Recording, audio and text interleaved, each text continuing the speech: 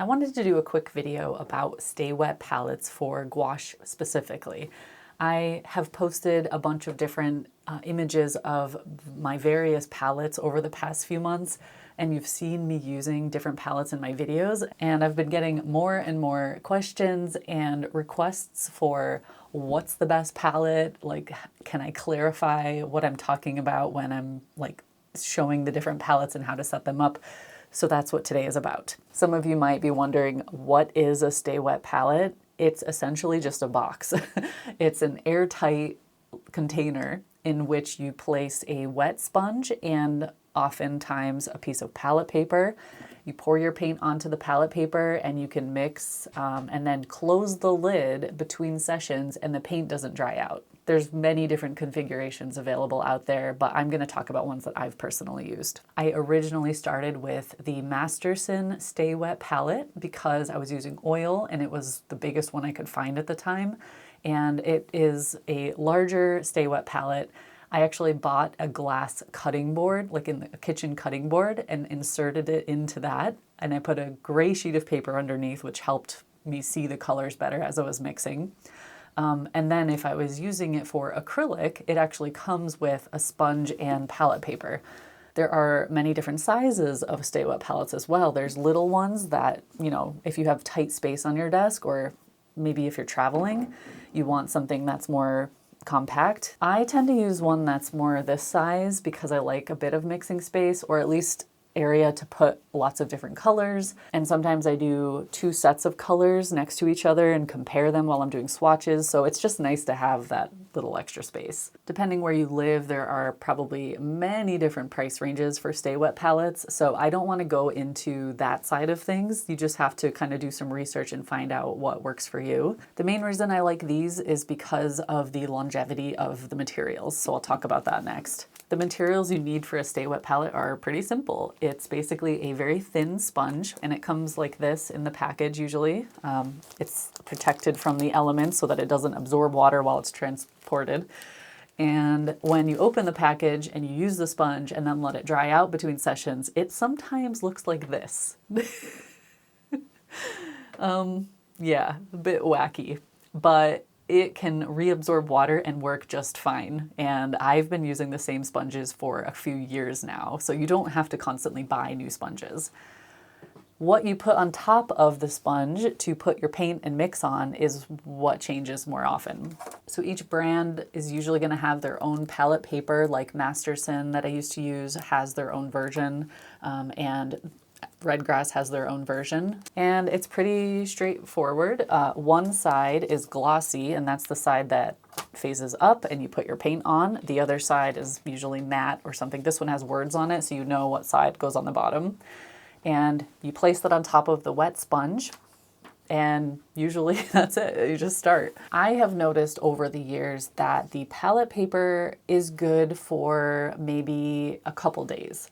It stains pretty easily, so if that bothers you, you might get annoyed by it or find yourself changing the paper more often. But it also will eventually absorb more water or allow more water to soak up into the mixing area overnight, or like if you wait a few days between painting.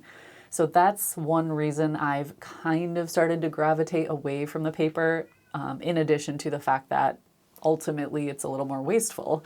Okay, we're gonna take my Stay Wet palette that I've been using for 2 weeks now, and I'm gonna show you what's going on inside. So this has been closed for about a week now. Before that, I was using it every few days. The same colors have been in here for 2 weeks. Usually takes a bit of muscle to get it open for the first time after a while. There will often be condensation on the inside of the lid when you open it up for the first time in a while. But this is what it looks like after being in here for quite a while. So when you drop your glass palette in here and you're done for the day, you can seal it up, press the lid on and squeeze all the extra air out. Just get a nice seal around all the edges. And the sponge is actually slowly releasing moisture in there and keeping the internal environment moist so that your gouache doesn't dry out, or acrylics or whatever you're using. I guess it would work for anything that you need to stay wet. I'll show you a close-up because this is something that can happen with paint that's been in here for a while. You can see there's a little bit of moisture collected around each pile of gouache, kind of like a wet coating, if you will. But there's no mold, nothing wrong with it. Like, I can literally just stick my brush into this and start using it right now. I'll put a clip of what it looks like when I'm using a piece of palette paper for several days. You'll notice what I mean when I say the water kind of soaks into the paper and into the gouache, and it sometimes creates a runny mess. And of course that can maybe be mitigated by using less water in the sponge, but let's take a look at that actually. So this is the glass palette insert for the XL palette that I use. And it's got a gray coating underneath, which I love because it helps me see the colors better when I'm mixing. Underneath, we have the wet sponge. I put moisture in it like once a week, or at least check on it to make sure it's still wet. The dark gray area is where more moisture has just collected. The light gray area is still wet, or at least a little bit wet, but it's not like ultra saturated. I could technically bring this out and you can see how much water is in it. Now you could keep less water in the sponge. For me, I wasn't sure how long I would want to keep the palette closed, but when you set it back down, the water just instantly reabsorbs. So you kind of have to experiment with how much water you keep in your sponge versus how long your palette is closed. You really don't need a ton. Like this would probably be too much actually in the long run. You'll also notice that the sponge will sometimes absorb color. That's just bound to happen. I'm kind of a messy painter, so paint gets everywhere. It's also on the inside of the palette here in some areas, but there's no mold, there's no issues going on in here. And like I said, it's been used for over 2 weeks now. These sponges are usually specially designed to be antimicrobial or not conducive to growing mold, and that I've noticed that it's actually true. Like it's proving to be true in these particular sponges.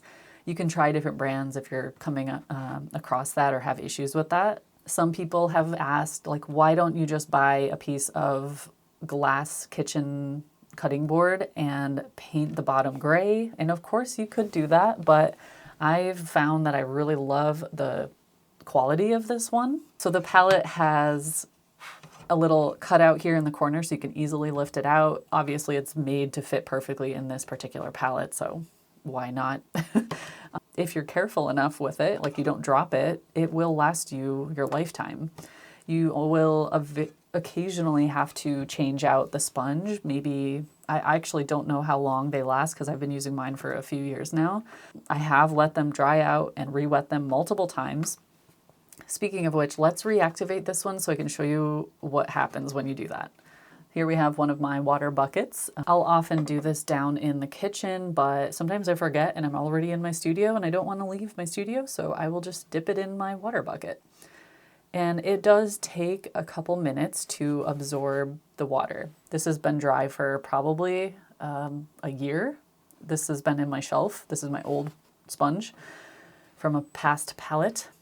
So it will take a little while. Let's put a little timer on the screen so you can see how long it actually takes. I usually squeeze it in as best as I can just because the more surface area you cover in water, the faster it will absorb. Let's drop the sponge in with a bunch of water, more than I need because it'll just be faster, and then let it absorb.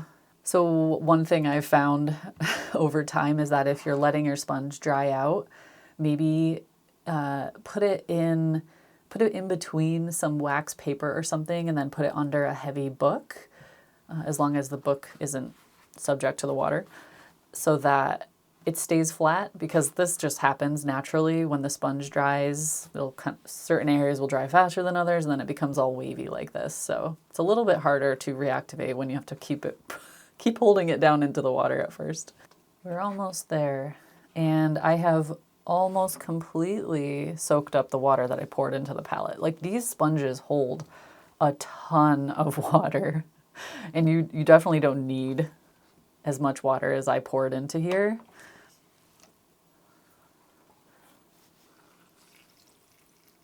Let's wring it out again. Let the dry parts absorb the rest of the water.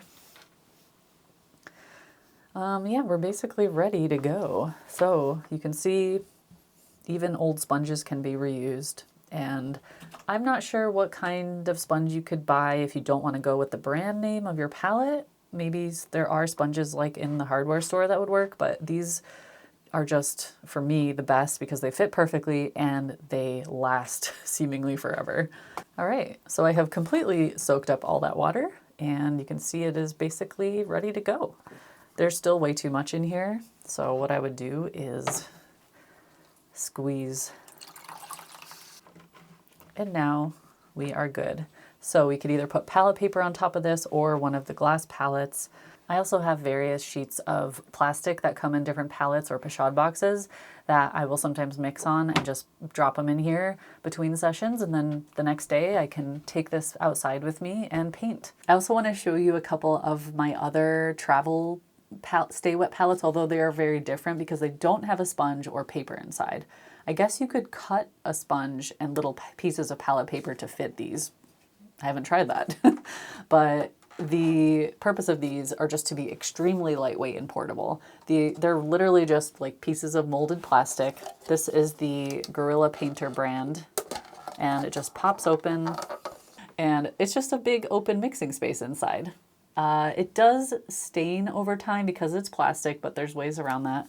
And it just closes up. It's not super, super airtight to the point where it would last for weeks, but I usually use this if I want my gouache to stay wet for a couple days at the most.